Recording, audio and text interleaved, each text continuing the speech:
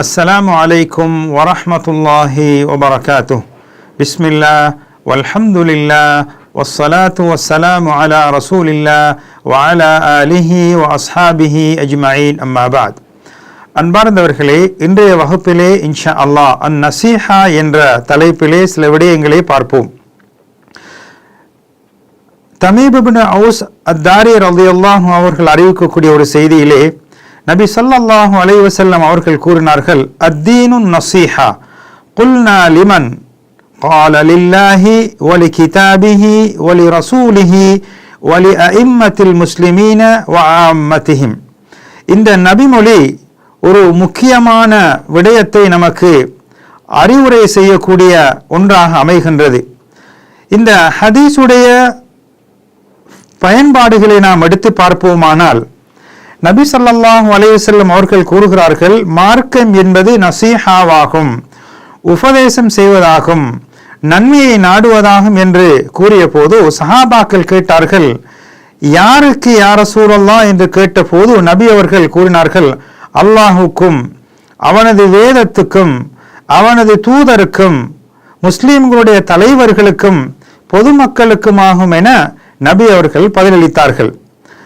இந்த ஹதீஸிலே அதாவது மார்க்கம் என்பது, இஸ்லாமிய மார்க்கம் என்பது இந்த நஸீஹா என்ற அந்த தலைப்பிலே அமைந்திருப்பதை நாம் காணலாம். இந்த நஸீஹாவில் தான் மார்க்கம் முழுமையாக நிலை பெற்றிருப்பதை நாம் காணலாம். அதாவது நஸீஹா என்பது உண்மை, மனத்தூய்மை, அதாவது உபதேசம் செய்யப்படக்கூடியவருக்கு நன்மையை நாடுவது போன்ற விடயங்களை நாம் குறிக்கலாம். இது நபிமார்கள் அனைவருடைய, நபிமார்கள் தங்களது சமுதாயத்தினர்களுக்கு செய்த ஒரு முக்கியமான தூது செய்தியாக இருக்கிறது. எந்த நபியும் தனது சமூகத்துக்கு உபதேசம் செய்யாமல், நசீஹத் செய்யாமல் இருந்ததில்லை.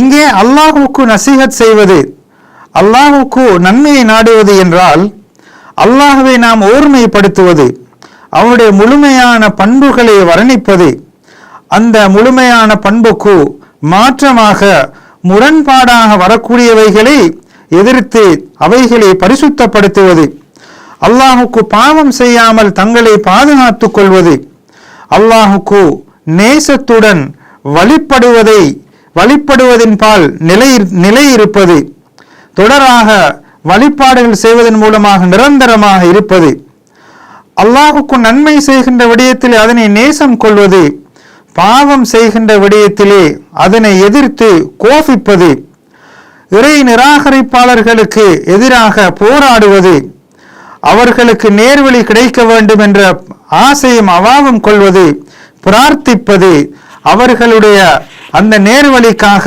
அவர்களை ஆர்வமூட்டுவது, இவைகளெல்லாம் அல்லாஹுக்கு நஸீஹத் செய்வதாக கருதப்படும். இரண்டாவதாக அல்லாஹுடைய வேதத்துக்கு நஸீஹத் செய்வதென்றால் அல்லாஹுடைய வேதத்தை நாம் இறை விசுவாசம் கொள்ள வேண்டும், அந்த வேதத்தை மகிமைப்படுத்த வேண்டும், அதனை முறைப்படி ஓத வேண்டும், அதனுடைய அத்தாட்சிகளை ஆயத்துக்களை சிந்தித்து ஆய்வு செய்ய வேண்டும், அது எதனை எம்மிடத்தில் எதிர்பார்க்கின்றதோ அவைகளை வாழ்வில் எடுத்து நடக்க வேண்டும், அந்த நல்ல செய்திகளின் பால் மக்களை அழைக்க வேண்டும், அந்த அல் குர்ஆனுக்கு குந்தகம் விளைவிக்கக்கூடிய பாதகம் ஏற்படக்கூடிய விடயங்கள் வருகின்ற போது அதனை தடுத்து நிறுத்தி அதனுடைய பாதுகாப்புக்கு உதவி செய்ய வேண்டும். மூன்றாவதாக அவனுடைய தூதருக்கு உபதேசம் செய்வதென்றால், நசீஹத் செய்வதென்றால் அந்த தூதர்களை இறை விசுவாசம் கொள்ள வேண்டும், அவர்கள் எதனை கொண்டு வந்தார்களோ அவைகளை முழுமையாக விசுவாசிக்க வேண்டும், அவர்கள் ஏவியவைகளை வாழ்வில் எடுத்து நடக்க வேண்டும், அவர்கள் தடுத்தவைகளை வாழ்வில் தவிர்த்து கொள்ள வேண்டும், அவர்களை மகிமைப்படுத்துவது, அவர்களுக்கு மரியாதை செய்வது, அவர்கள் கொண்டு வந்த சுன்னாக்களை வழிமுறைகளை உயிர்ப்பிப்பது, வாழ்வில் எடுத்து நடப்பது, அவர்கள் கூறிய பண்பாடுகளை அழகிய குணங்களை நமது குணங்களாக எடுத்துக்கொள்வதற்கு முயற்சிப்பது, நபி ஸல்லல்லாஹு அலைஹி வஸல்லம் அவர்களுடைய அந்த தோழர்களை நேசிப்பது, அவர்களுக்கு பாதகம் குந்தகம் விளைவிக்கப்படுகின்ற போது அதற்கு எதிராக அதனை பாதுகாப்பதற்காக முயற்சிப்பது, அவர்களுடைய சுன்னாவுக்கு முரண்பாடுகள் வருகின்ற போது, அதற்கு பாதிப்பு வரும்போது அவைகளை பாதுகாப்பதற்காக முயற்சிப்பது, அவர்களுடைய தோழர்கள், கிளையார்கள், அதே போன்று அந்த வழியிலே வந்தவர்களுக்கு எதிராக வருகின்ற போது அவர்களுடைய பாதுகாப்புக்காக முயற்சிப்பது போன்ற விடயங்களை ரசூல்மார்களுக்கு நசீஹத் செய்வதாக எடுத்துக்கொள்ளலாம். அடுத்ததாக இமாம்கள் முஸ்லிம்களுடைய தலைவர்களுக்கு நசீஹத் செய்வதென்றால், அதாவது அவர்களுக்கு பொறுப்பான ஹலீஃபாக்கள் தலைவர்களுக்கு உபதேசம் செய்வதென்றால் உண்மையை கொண்டு அவர்களுக்கு ஒருவருக்கொரு உதவியாக இருக்க வேண்டும். அவர்களுடைய விடயத்திலே அவர்களுக்கு வழிபட்டு கட்டுப்பட்டு நடக்க வேண்டும். அவர்களுக்கு ஏதாவது நினைவூட்டப்பட வேண்டிய விடயங்கள் இருந்தால் அவைகளை பெருமனதுடன் நினைவூட்ட வேண்டும். அவர்களுக்கு நசீஹத் உபதேசங்கள் செய்கின்ற போது மென்மையான, அழகான, நளினமான போக்கின் மூலமாக அவர்களுக்கு உபதேசம் செய்வது, அவர்களுடைய நேர்வழிக்காக அவர்களுக்காக துஆ செய்வது, எந்த சந்தர்ப்பத்திலும் தலைவர்கள், இமாம்கள், ஹலீஃபாக்களுக்கு எதிராக கிளர்ச்சி செய்யாமல் இருப்பது, இது இமாம்களுக்கு நசீஹத் செய்வதாக கருதப்படும். இறுதியாக பொதுவாக முஸ்லிம்களுக்கு நசீஹத் செய்வதென்றால், நன்மையை நாடுவதென்றால், நாம் எதனை நமக்கு விரும்புகிறோமோ அதனை நமது முஸ்லிம்களுக்கும் விரும்ப வேண்டும். எதனை தனக்கு வெறுக்கிறோமோ அதுவும் முஸ்லிம்களுக்கு ஏற்பட்டுவிடக்கூடாது என்று வெறுக்க வேண்டும்.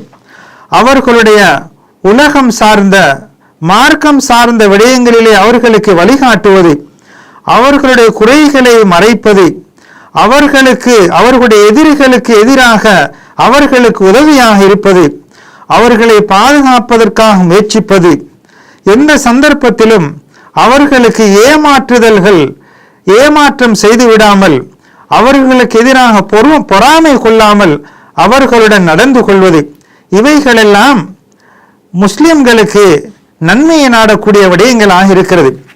எனவே நசீஹத் என்பது அல்லாஹுக்கும் அவனது வேதத்துக்கும் அவனது தூதர்களுக்கும் முஸ்லிம்களுடைய இமாம்களுக்கும் பொதுவாக முஸ்லிம்களுக்கும் என நபி ஸல்லல்லாஹு அலைஹி வஸல்லம் அவர்கள் இந்த உபதேசத்தை கற்றுத்தந்திருக்கிறார்கள்.